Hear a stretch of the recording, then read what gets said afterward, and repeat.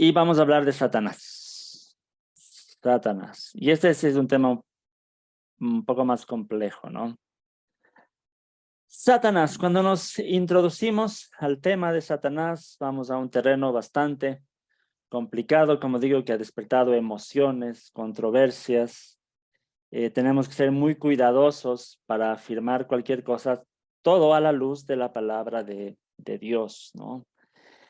Sobre la existencia de Satanás, al igual que dijimos con los ángeles, hay muchos que han puesto en duda la existencia de Satanás como un ser creado por Dios. Como mencioné, la teología liberal a veces piensa o enseñan que Satanás es una forma de referirse a la maldad, ¿no? Una forma de personificar a la maldad, ¿no? En los círculos de la teología liberal. Pero como dije, nosotros que vemos la Biblia desde una interpretación más gramática, histórica, entendiendo que los relatos históricos se los debe tomar así, en donde se menciona a Satanás como una persona, como un ser creado, no solamente como una representación o como una fuerza de maldad. No, es un ser, es una persona que fue creada por Dios, ¿no? Se lo menciona, por ejemplo, Juan 13:2, aquí Jesús dice claramente, llegó la hora de la cena, el diablo ya había incitado a Judas Iscariote, hijo de Simón, para que traicionara a, a Jesús, ¿no es cierto? Jesús mismo lo menciona a Satanás como un ser. Jesús fue tentado por Satanás en el desierto. En el Antiguo Testamento, por ejemplo, Zacarías 3, del 1 al 2 dice, entonces me mostró a Josué, el sumo sacerdote, que estaba de pie ante el ángel del Señor, y a Satanás, que estaba a su mano derecha como parte acusadora. El ángel del Señor le dijo a Satanás, que te reprenda el Señor, que ha escogido a Jerusalén, que el Señor te reprenda, Satanás. ¿Acaso no es este hombre un tizón rescatado del fuego? A Satanás se lo menciona en 7 libros del Antiguo Testamento y en 19 libros del Nuevo Testamento, ¿sí? Entonces, obviamente para los cristianos la existencia de Satanás es clara, ¿no? Satanás, la palabra Satanás lo que significa en realidad es el que acusa, ¿no? No, perdón, el que se opone es Satanás, el que se opone. Diablo es el que acusa, pero al final diablo y Satanás se refieren al mismo ser en la Biblia, ¿no? Ya. Ahora, sobre el estado original de Satanás, ¿cuál es el origen de Satanás? Hay ciertas cosas que podemos saber según la Biblia y hay ciertas cosas que no podemos saber según la Biblia. Y hay también teorías, como he dicho, y especulaciones que muchas veces las hemos aceptado como doctrina bíblica, de pronto a veces sin darnos cuenta si en realidad la Biblia enseña o no enseña ciertas cosas. Por ejemplo, ¿no? ¿Qué sí podemos saber? Lo que sí podemos saber es que Satanás fue creado por Dios, ¿sí? Y como dije, creado como uno de los seres espirituales buenos de Dios, como uno de los ángeles de Dios, porque todo lo que Dios creó fue bueno. Entonces de ahí decimos, probablemente fue el primero en revelarse de todos. ¿Por qué deducimos esto? Porque en todos los textos que se habla del diablo y sus ángeles, o Satanás y sus ángeles, se ve como que el resto de los demonios de alguna forma están sirviendo a Satanás. Entonces, de ahí deducimos que Satanás fue el primero o el que encabezó el que dirigió esta rebelión. Deducimos por eso, porque el resto de demonios están al servicio de, de Satanás. Por eso deducimos eso, ¿no? Que probablemente tenía una posición superior a todos ellos, porque él es el líder de estas huestes espirituales. Por ejemplo, Mateo 25:41, creo que ya lo leímos. Jesús dice, apártense de mí, malditos, al fuego eterno preparado para el diablo y sus ángeles. Apocalipsis 12:9 dice, así fue expulsado el gran dragón, aquella serpiente antigua que se llama Diablo y Satanás, y que engañaba al mundo entero junto con sus ángeles. fue arrojado a la tierra. ¿Sí? Entonces, cuando se le menciona a Satanás, que como vemos en este versículo, que es el mismo que el diablo, se menciona con sus ángeles. Entonces, probablemente todos los otros ángeles siguieron su rebelión, ¿no? Sabemos que la causa de la condenación de Satanás o de su rebelión fue el orgullo. En 1 de Timoteo 3:6 dice, no debe, cuando Pablo está mencionando aquí características de alguien que tiene que ser un anciano en la iglesia, dice Pablo, no debe ser un recién convertido, no sea que se vuelva presuntuoso y caiga en la misma condenación que cayó el diablo. ¿Cuál fue la condenación del diablo entonces? El volverse presuntuoso, el orgullo. Entonces, de este texto podemos deducir que el pecado es el orgullo, ¿no? Hay un comentario. Gilson dice, Michael Heiser dice que el Satanás que conocemos en el Nuevo Testamento no es el mismo del Antiguo Testamento, del Viejo Testamento. ¿Qué opinas sobre eso? No creo que haya evidencias para eso. Yo creo que incluso los términos son similares. En la Septuaginta, que es la traducción del Antiguo Testamento al griego, se usa los mismos términos que se usa en el griego del Nuevo Testamento para referirse a Satanás. Entonces, no sé, no, tendría que ver, no, en realidad no sé cuáles serían los argumentos de Michael Heiser para eso, pero no creo, y no he leído eso de ningún otro teólogo en la historia, entonces no sé, sería algo novedoso, pero no creo que pueda ser así, ¿no? Bien. Porque incluso en Apocalipsis cuando se menciona a Satanás, y creo que es el texto que leímos, Apocalipsis 12:9, dice, así fue expulsado el gran dragón, aquella serpiente antigua que se llama Diablo y Satanás.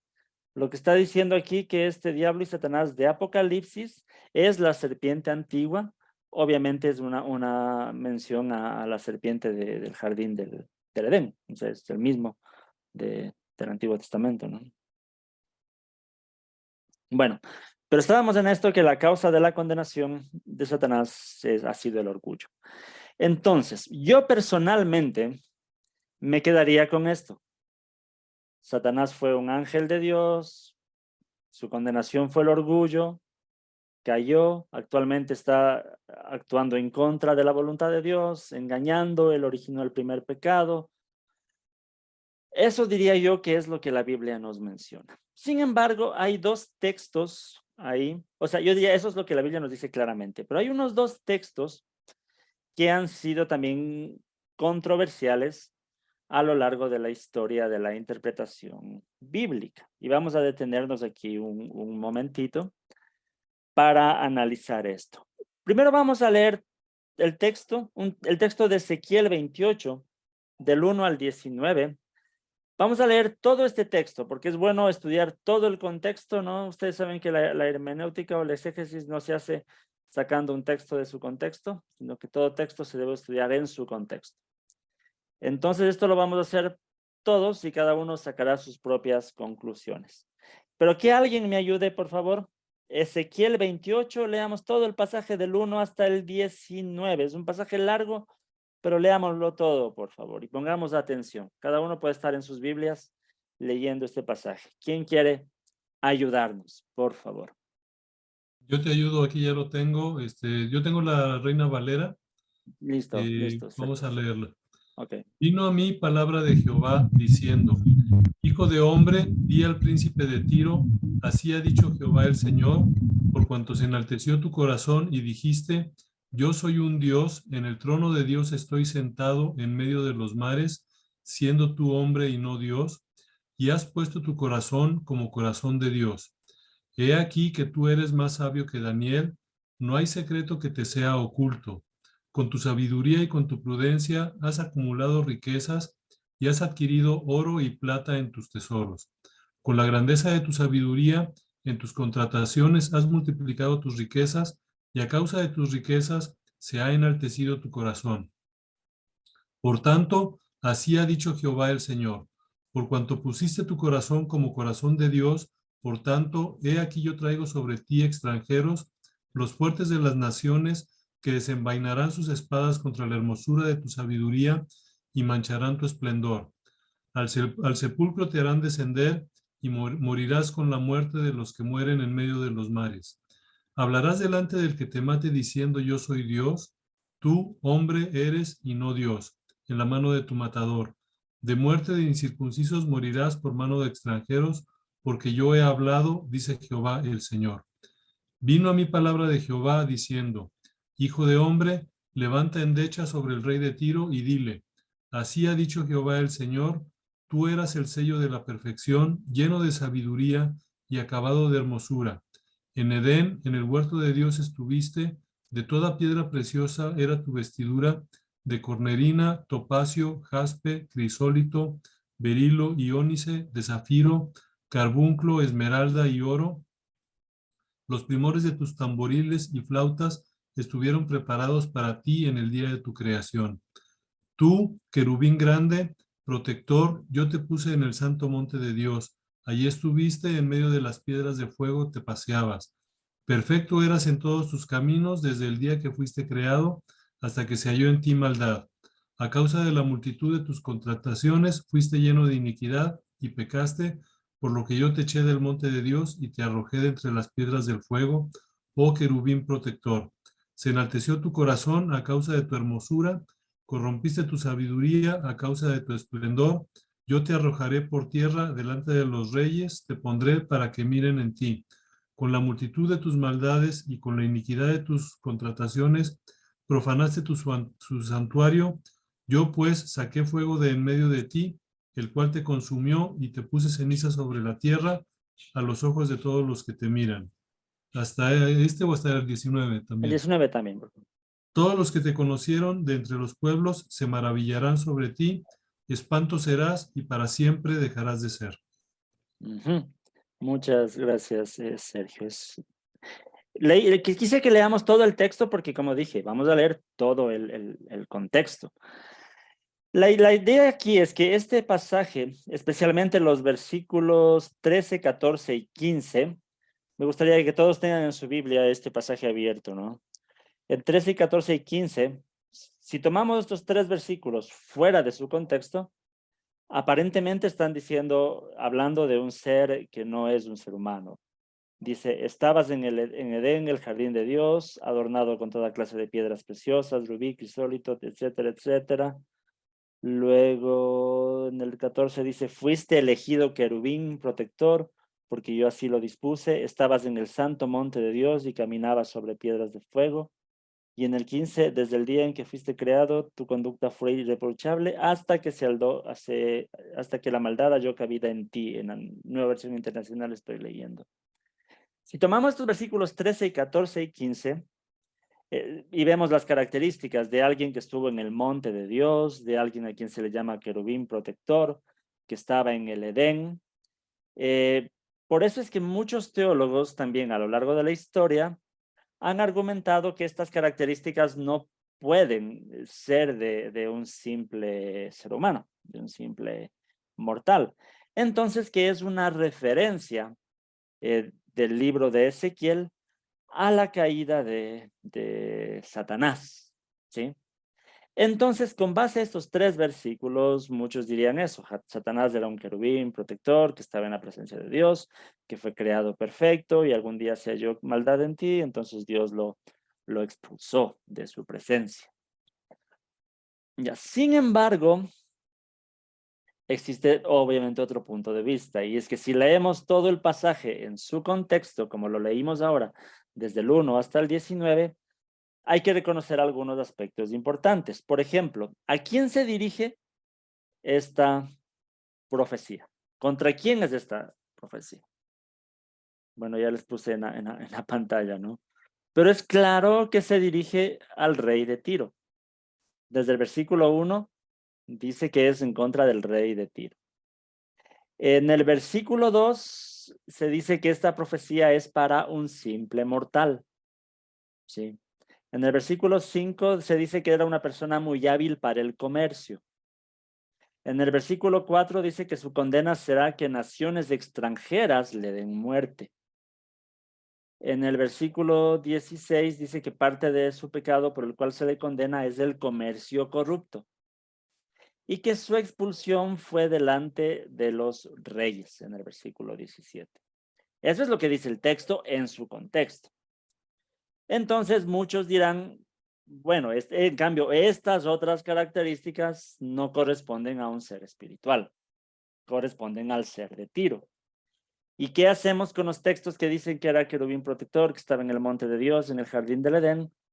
Pues muchos dirán que se trata de un pasaje profético. Y un pasaje profético habla por medio de figuras literarias, metáforas, que no necesariamente se tienen que interpretar de forma literal. Entonces, obviamente muchos no van a reconocer que sea un pasaje que se refiera necesariamente a Satanás, ¿no? Ahí yo les dejo a ustedes la inquietud. Yo sé que este es un pasaje complicado y sé que muchas doctrinas ya se han enseñado sobre Satanás con base en estos 3 versículos. Simplemente estoy aquí invitando a hacer una reflexión de estos 3 versículos en su contexto, ¿no? Entonces, no sé sobre este texto, ¿alguien tiene alguna inquietud, duda, comentarios?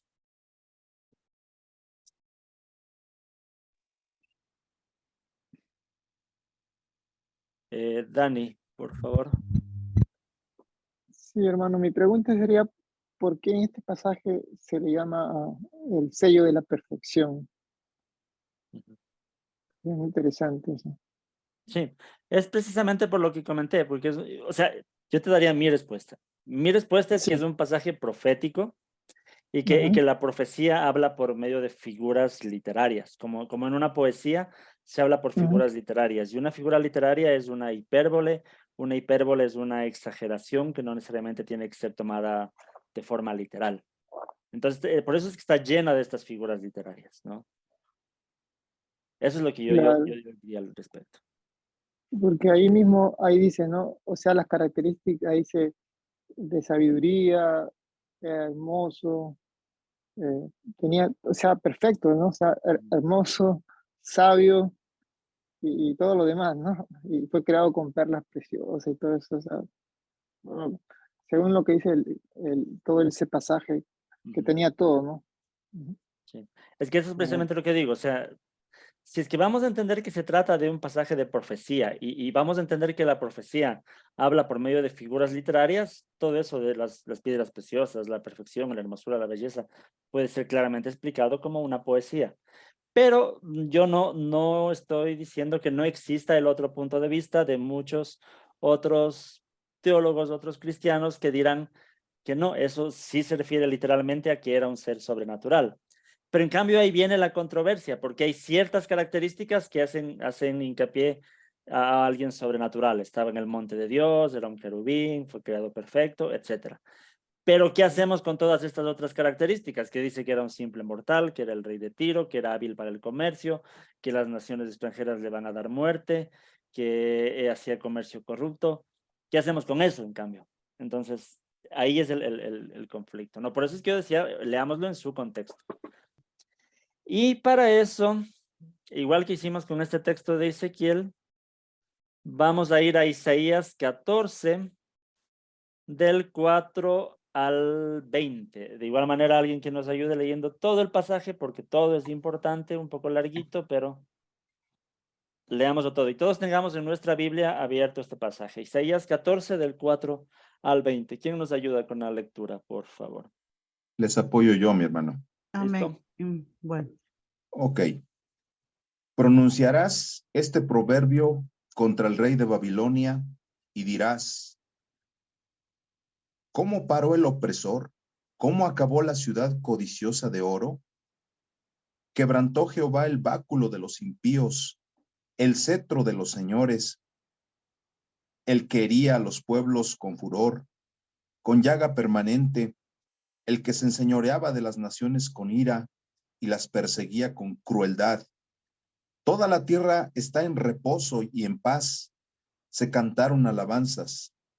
Aún los ciprés se regocijaron a causa de ti, y los cedros del Líbano diciendo, desde que tú pereciste, no ha subido cortador contra nosotros. El Seol abajo se espantó de ti, despertó muertos que en tu venida saliesen a recibirte, hizo levantar de sus sillas a todos los príncipes de la tierra, a todos los reyes de las naciones. Todos ellos darán voces y te dirán, ¿tú también te debilitaste como nosotros y llegaste a ser como nosotros? Descendió al Seol tu soberbia y el sonido de tus arpas. Gusanos serán tu cama y gusanos te cubrirán. El 12. ¿Cómo caíste del cielo, oh lucero, hijo de la mañana? Cortado fuiste por tierra, tú que debilitabas a las naciones, tú que decías en tu corazón, subiré al cielo, en lo alto, junto a las estrellas de Dios, levantaré mi trono, y en el monte del testimonio me sentaré, a los lados del norte. Sobre las alturas de las nubes subiré, y seré semejante al Altísimo. Mas tú derribado eres hasta el Seol, a los lados del abismo. Se inclinarán hacia ti los que te vean, te contemplarán, diciendo, ¿es este aquel varón que hacía temblar la tierra, que trastornaba los reinos, que puso el mundo como un desierto, que asoló sus ciudades, que a sus presos nunca abrió la cárcel? Todos los reyes de las naciones, todos ellos yacen con honra, cada uno en su morada. Pero tú, echado eres de tu sepulcro, como vástago abominable, como vestido de muertos pasados a espada, que descendieron al fondo de la sepultura, como cuerpo muerto hollado. No serás contado con ellos en la sepultura, porque tú destruiste tu tierra, mataste a tu pueblo. No será nombrada para siempre la descendencia de los malignos. Ujú. Gracias, Juan Carlos. Entonces ahí tenemos todo el texto en su contexto, ¿no? Entonces, nuevamente es la misma idea del pasaje anterior.